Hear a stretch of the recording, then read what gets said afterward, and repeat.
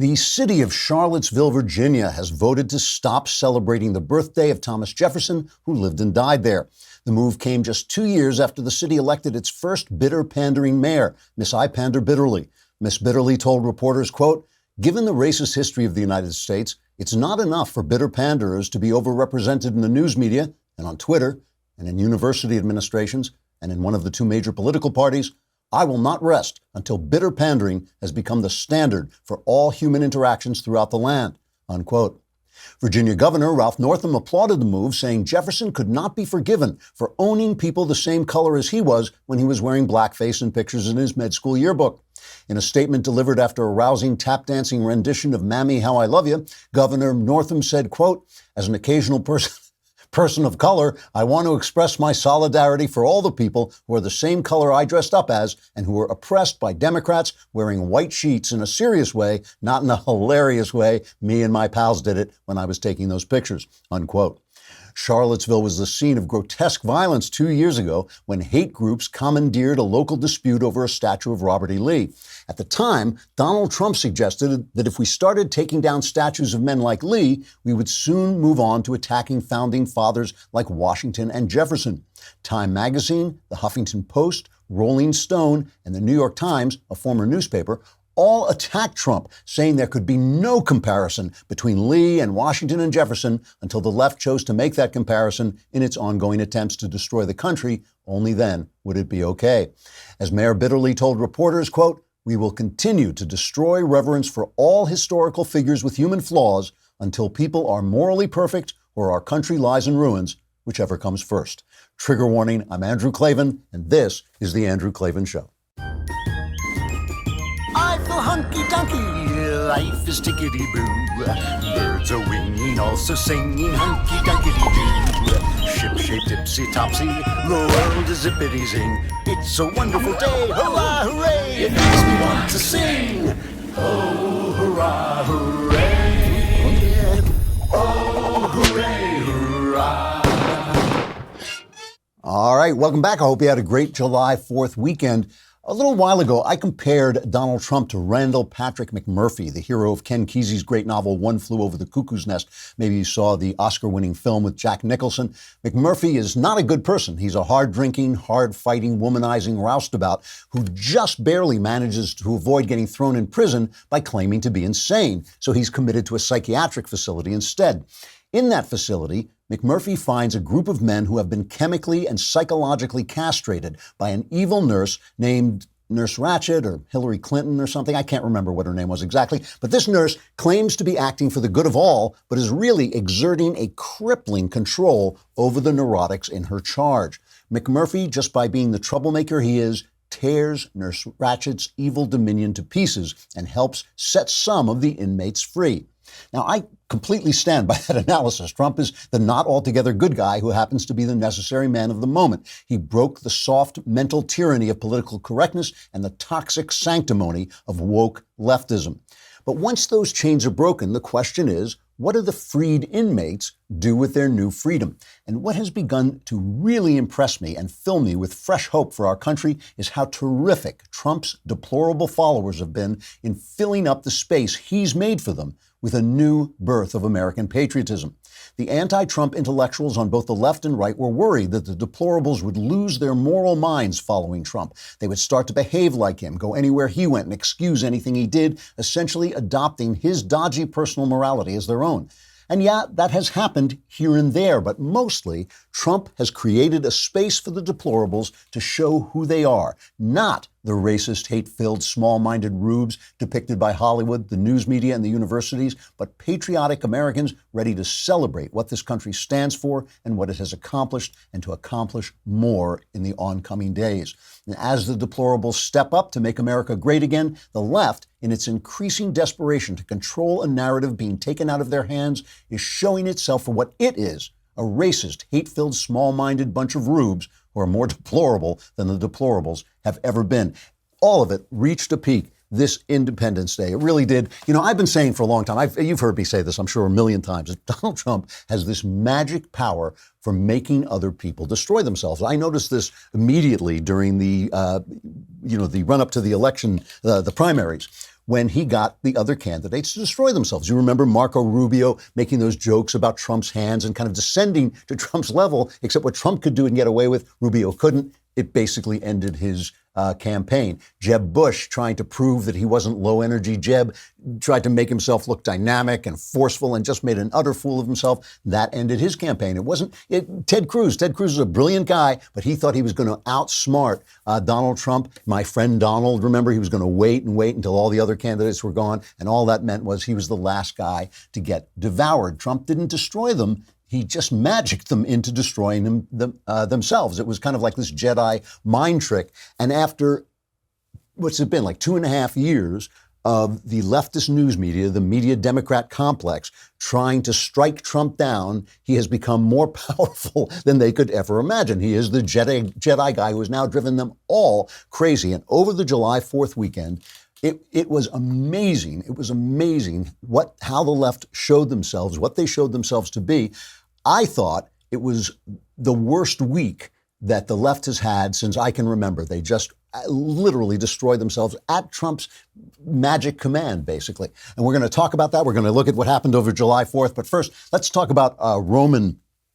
You know, all through history, powerful men, guys, rich men have been looking for ways to restore their sexual confidence.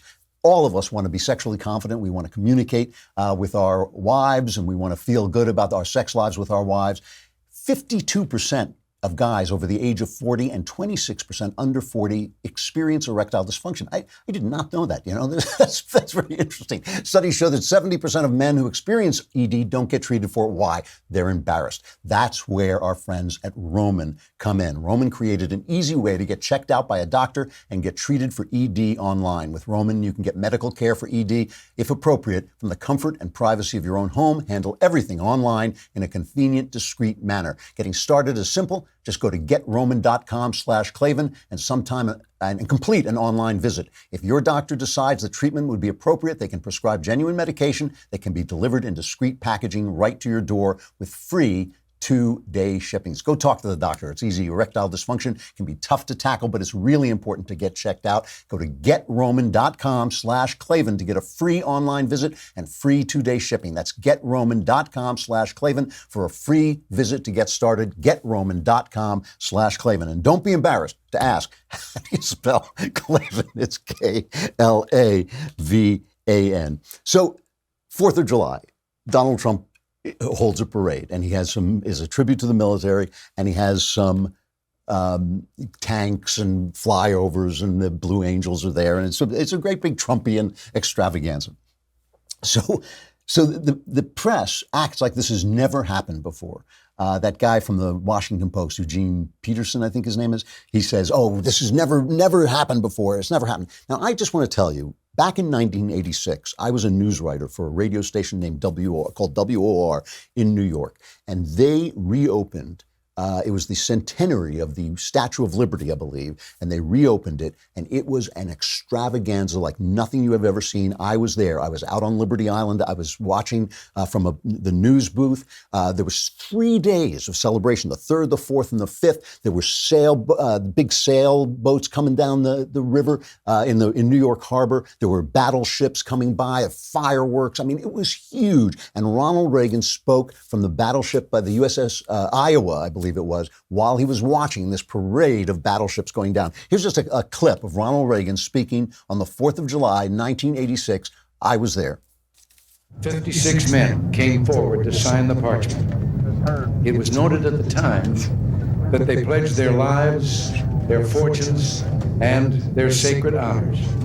And that was more than rhetoric.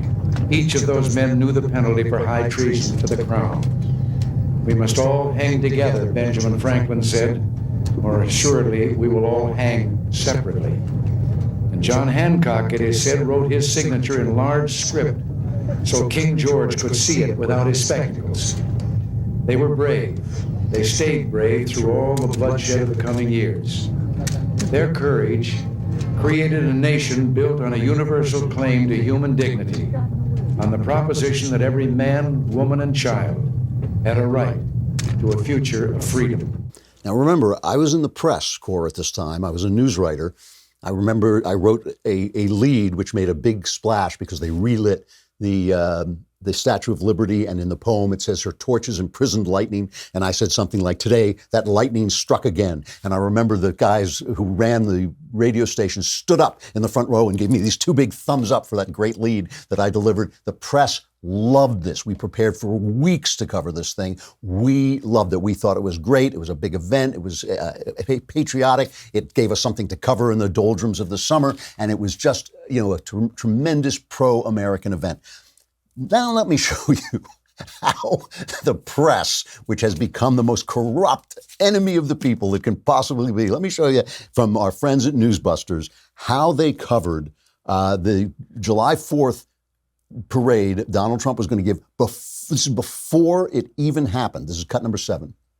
Trump has hijacked the nation's previously nonpartisan 4th of July celebration. Is this just norm-defying, or is there anything dangerous about it? It's just obscene. And the speech is going to be dreadful. They're going to have their Confederate flags flying and their license plates and all kinds of troublemaking. You will hear criticism of his critics. You will hear a celebration of self. There'll be a lot of other people who are going to meet like in a storm, and you're going to have a real conflict. There's all kinds of catastrophes. They're not sure if the bridges over the Potomac can handle the tanks. He's turning a traditionally nonpartisan event into a Trump-focused campaign-style rally. Sure looks like a partisan re-election rally on public space. Donald Trump's campaign rally in Washington paid for by the American taxpayer. A campaign event. Some kind of a campaign speech. A political rally. Partisan event. Combination Trump rally and Kim Jong-un style military parade. The president's vision bears a closer resemblance to the chest-thumping displays put on by authoritarian regimes. This is the kind of military display that we were used to seeing from the Soviet Union. I'm thinking Red Square, North Korea, Egypt. The hope for violence would be, of course, treasonous. Not to expect it would be naive. The bridge is going to collapse. The bridge will fall down. There'll be violence. It's Tiananmen Square. Some of that is MSNBC, which you kind of expect from them. But Maggie Haberman of the New York Times, the Clinton operative who's now the White House correspondent for the New York Times, she's sitting there saying, this is what he's going to do. He's going to criticize his opponents. He's going to, it's going to be a campaign rally. All that shows you is the difference between 1986 and now, which is not the country, it's not Donald Trump, it's the press. And the press was destroyed by Barack Obama by covering up, for Barack Obama, by covering up the scandals and the unconstitutional behavior of Barack Obama, by their racial pathology, because they could not report honestly on the first wholly African-American president. They couldn't report honestly. It destroyed what was left of the honesty of the press, and the press is now gone. That's the press. And I'm telling you, I was there in 1986. We loved that celebration. Of course we did. We loved our country. They were all liberals then. Everybody in the press was liberal then, but they loved the country, and they supported they hated Reagan. They thought Reagan was a terrible guy, but they loved the country, and they loved the flag waving and the fireworks and the whole thing, and the battleships coming by and all that stuff. And there was no talk about us being militaristic. Not that I recall anything like that. It's certainly not in the mainstream press like what you're watching there. Let me pause for just a sec and talk about teeter. I've told you this before. There are years of, I've been an outdoorsman all my life. I've fallen off cliffs. I've fallen off water skis. I've fallen just about everywhere. And I've got a lot of pain in my arm and my shoulder. If you hang upside down, it is a great way to decompress the back and get rid of back pain. Decompressing on a teeter inversion table for a few minutes a day is a great addition, really, to anyone's daily routine and to maintain a healthy spine and an active lifestyle without the pain. Believe me, the things they've told me they wanted to do to me to get rid of this pain have been just grotesque, but this is such an easy way to handle it. For a limited time, you can get the upgraded model of the Teeter Fit Spine Inversion Table with bonus accessories, traction handles, and easy reach ankle system, plus a free inversion program mat with 24 illustrated stretches and exercises. Teeter inversion tables have thousands of reviews on Amazon and are rated at 4.9 stars, which is not easy, believe me. And with this deal, you'll get $150 off when you go to teeter.com/Andrew. You'll also get free shipping, free returns, and a 60-day money-back guarantee, so there's no risk. Remember, you can only get the upgraded model of the Teeter Fit Spine Inversion Table plus a free inversion program program Matt for $150 off by going to teeter.com/Andrew. That's TEETER.com/Andrew. So now let's look at the fact that's how the news covered what was going to happen. The bridge was going to collapse. It was going to be a campaign speech. Everything was going to fall apart. Let us now cover a little bit of Trump's speech, which was completely nonpartisan, completely patriotic, and really on point and very touching, too. As we gather this evening in the joy of freedom, we remember that all share a truly extraordinary heritage. Together, we are part of one of the greatest stories ever told, the story of America. It is the epic tale of a great nation whose people have risked everything for what they know is right and what they know is true. It is the chronicle of brave citizens who never give up on the dream of a better and brighter future. And it is the saga of 13 separate colonies that united to form the most just and virtuous republic ever conceived. On this day, 243 years ago, our founding fathers pledged their lives, their fortunes, and their sacred honor to declare independence and defend our God-given rights. So that's Trump. He's making basically the same speech Reagan made. What are we going to say? It's the same thing we should remember all the time. These guys pledged their honor and their lives. And as Ben Franklin said, if we don't hang together, we're all going to hang separately. And they would have by putting their names on that paper. And that's why John Hancock became such a byword, because he signed such a big signature on the Declaration. That was his death warrant. He was signing his death warrant.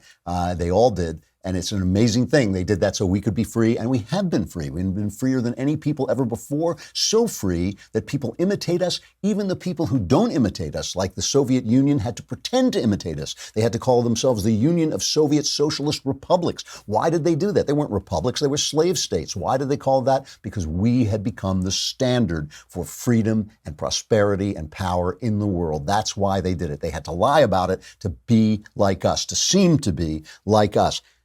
That's what Trump did. Here's how the press reacted. This is just a selection. Phil Mudd, crazy Phil Mudd from CNN, reacting to Trump's speech and the parade. Well, let's see. Let me be subtle here. At a professional level, 25 years in national security, I hated it. At a personal level, I hated it more. Let me tell you something. When we're in the midst of July 4th, after 9/11, when I was at the CIA, I thought we were celebrating the defense of ideals, the right to live free and fair, the right to live according to those documents that our founding fathers established, the right of every person, every citizen in this country to pretend like they can be president, the right to have economic opportunity. I didn't realize we were fighting for the chance to pay for guns, for weapons. I did national security. I thought this was about ideals, and now we've made it about the military. That's not what the founding fathers gave us. They gave us the gift of ideals. At a personal level, excuse me, but now we have the Super Bowl is invaded by politics. Players are kneeling. The Women's World Cup is invaded by politics, a dispute about whether women go to the White House. We have a stupid dispute of politics this week about whether Nike puts a flag on a shoe. Can we actually have a day with hamburgers, hot dogs, and a few beers without a politician? Please, one day. And now we can't, because now we got politicians saying, let's celebrate guns and aircrafts and forget about the founding fathers who talked about being cautious with a standing military. These guys are so inside. It's like he didn't even watch the parade. He didn't listen to the speech. He just showed up. He could have made that speech before it, but not after it. You know, I mean, they weren't paying attention. They all think the same thing. They all believe the same thing. They all know they have to show up and serve their corporate masters, because that's what they're doing. If you ever wonder why the news media, why these people don't look in the mirror and say, you know what, I'm lying to people. I'm just selling my own opinions, why they don't ever wake up, it's because if the corporate media can convince just 2%, 3% of ignorant, ill-informed voters that this is the truth, they've done what they need to do. They've done their job. That's what they're after. They're after the big government that supports big business. That is what they do. That is why these corporations employ these guys who just all think the same thing and would never employ. I would like to see, truly, I would like to see one person in a position of editorial authority who voted for Donald Trump, just one. So now, here's the thing. Trump, by not caring, by striking back at the news media, by brushing aside the accusations of racism. We've all heard him. He doesn't apologize. He doesn't make excuses. He doesn't explain. They don't ask him to explain. He knows they don't because they want to be able to interpret his speeches as racist and say he's a racist. If they actually ask him straight out, they'll find out he's not, but they don't want to do that. They just reinterpret what he says by ignoring them, by being the belligerent, not very nice Randall Patrick McMurphy type that he is. He has created a space for people who are much better than he is, for people who are much better than the left, for the deplorables who showed up. I mean, show the pictures of them. These are people, they're all different colors. I'm sure they're all different religions. They're waving flags. They're having a good time. They're celebrating. This is not politics. This is celebrating, the founding fathers, celebrating the ideas that made the country great. And yes, celebrating the military. The military is, we never live at peace. We always live under threat. We always live under the threat of violence. When you go to the opera, when you watch TV, when you're with your boyfriend or girlfriend, that's because people are standing on the border defending you. They're standing out in dangerous places defending you. So this is always a good thing to remember our military and pay tribute to a military that has, for almost 250 years, been subject to the civilian authority, which is not true in a lot of places. There's nothing wrong with celebrating the military on July 4th. All of this is beautiful, and the fact that this country is so full of different kinds of people, all of them celebrating this idea. Trump has made a place for them to do that again after 50 years of our anti-American media. Now let's just look for a minute at the protesters who were out there and try to we'll talk about what led up to this. But here are the protesters out there. You can play this roll. Wait a minute. Is every? Oh my God.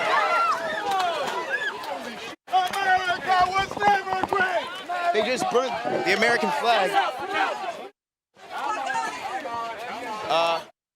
He has a Hey, look, hey, get a shot of that. Look, yo, get a shot of that, bro. Joey for Revolution, I think is getting arrested, folks. A man who burnt 2 American flags. He burnt 2 American flags today. Speaking in tongues, and Christians hating me for drinking.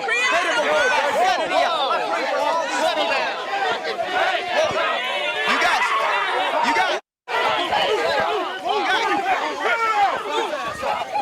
Come on. Break it up. Okay. Back up. Oh, They're burning the flag. If you can't see it, they're chanting 2468. America was never great. They're attacking police officers, attacking anybody in a MAGA cap.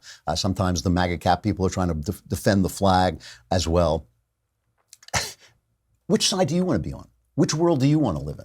Which America do you want to live in? Which America does anyone want to live in? And the press never ever asks these people the question, if you don't love the country, if you hate the country, why should we trust you to do anything to it? Why should we put you in power of a country you hate? You're only going to destroy it. My pal John Nolte over at Breitbart, he wrote a piece that echoed the piece I wrote for the Daily Wire. I mean, we wrote them almost at the same time.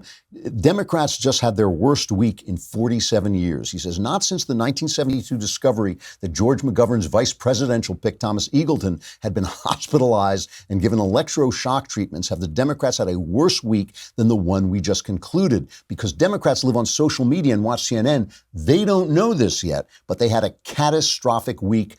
Who, boy, did they ever. I agree with Nolte completely. He says, let us count the ways. The fake news media is the only shrinking institution in America's booming economy. Before 2019 is over, he says, there will be upwards of 12,000 job cuts within the American media. That's 12,000 fewer Democrat foot soldiers, 12,000 fewer propagandists, serial liars, cheerleaders, and toadies to hold Antifa's jacket as they beat elderly Trump supporters to death with crowbars. And by the way, have you noticed that all these Antifa guys are white and a lot of the people they attack are minorities? Have you noticed that? Not just Andy Ngo, the journalist, but also like a lot of when a black guy walks by with a MAGA hat, these white guys in masks attack him, and that's supposed to be anti-fascist. Michelle Obama gave an interview to Gayle King saying, they try to portray me as an angry black woman. A lot of people say Michelle Obama is going to enter the Democrat race and will win if she does. I don't know whether either of those things are true, but she says they try to portray me as an angry black woman and then proceeds to get angry over Trump's inauguration and how awful it was for her to sit there during the inauguration. And listen to Gayle King's responses. I had to sit in that audience, one of a handful of people of color, and then listen to that speech, and all that I had sort of held on to for 8 years, watching my husband get raked over the coals, feeling like we had to do everything perfectly. You know, no scandal, no, no nothing, no nothing, y'all. Scandal. Yes. I think there was. So it was a lot emotionally. So by the time I got on that plane, it was a release. It was a release of 8 years of having to try to show up as we all know we have to do. We have to show up not only perfectly, but a little bit better than perfect to even be considered equal. So what you saw there was not just Michelle Obama. What you saw was Gayle King, this is the press, right, saying, no scandals. There was no Benghazi. There was no Fast and Furious. There was no IRS scandal. These just didn't exist because we didn't see them. This is what destroyed the press. This is why the press has no credibility. This is why, as Nolte points out in his article, they are losing jobs when everybody else is hiring all over the place. Number two, he says Democrats lost the sane one, Joe Biden. He says Slow Joe will always be the stupid one, the gaffe machine on the verge of imploding, but he has now openly embraced gun confiscation, taxpayer-funded abortions, the banning of every gun currently being manufactured, raising everyone's taxes and putting an end to deportation because he has no center. Biden has no moral center, politically at least. He'll just do what he has to do to get elected. So he's lost his whole reason for being there. Nolte goes on, says Democrats handed the 4th of July to Trump. We pointed that out. Democrats came out against the American flag, the freaking Betsy Ross flag, says John Nolte. You know, that adorable little flag with 13 stars in a circle. Democrats hate that now. This is a great piece. No joke. We now have Democrat presidential candidates arguing the American flag, the most potent symbol for freedom and liberty in the history of mankind, is a symbol of oppression. This is, Randall Patrick McTrump's magic ability to make people destroy themselves that we saw when he went up against Marco Rubio and Ted Cruz and Jeb Bush. It's now like exploded into this Jedi power that has taken over the entire left. They are coming out against the American flag. Soon it's going to be mom. Mom is if you like your mom, that's racist. If you like apple pie. By the time they're finished, they're going to hate every good thing in the world. Somebody said this to me the other day. Every joy that we get in life, the joy of being men and being women, the joy of romance and all these things, they destroy everything. They want to destroy all of it. It's an interesting campaign strategy. We'll see how far they get. Nolte goes on, Democrats are campaigning for votes in Mexico. He says, not New Mexico, Mexico. For those wondering why Democrats want to flood this country with illegal immigrants, I give you the fiercely heterosexual Cory Booker and the fake Hispanic Patty O'Rourke. Both of them went looking for votes in another country, in Mexico. It says Democrat presidential candidates are documented extremists. He said he puts out a list of left-wing lunacy, the bottomless list of threats, promises made by these candidates that include gun confiscation, open borders, legalizing abortion until the fetus registers for college, government-funded health insurance for illegal aliens, slavery reparations, on and on. Also, he talks about the jobs. Trump had another great job report, 224,000 jobs created last month. It's just an amazing thing. They said this couldn't happen. The stock market is still doing great. He says Cherokee Warren and Kamala force-busing Harris are now presidential frontrunners, which isn't good. Trump has made these people destroy themselves. There is simply no question about it. He has really put them in a bind, and he's basically made them show themselves for who they are. I'm going to talk about this a little bit more at the end of the show, some of the underlying things, reasons for this, why this is happening and why it works so well. But we have Michael Knowles is out of town. I don't know if that's connected to the Jeffrey Epstein arrest. It's probably just a coincidence that Epstein was arrested and Knowles blew town. But we Just a joke. We do have Christian Toto with us to discuss films. Always love talking to Christian Toto. That's going to be after we break from Facebook and YouTube. Come to dailywire.com and subscribe. It's a lousy $10 a month, a lousy $100 for the year. The most important thing about this is that money is now in your hands. It should be in our hands because we want it. So come on over to dailywire.com.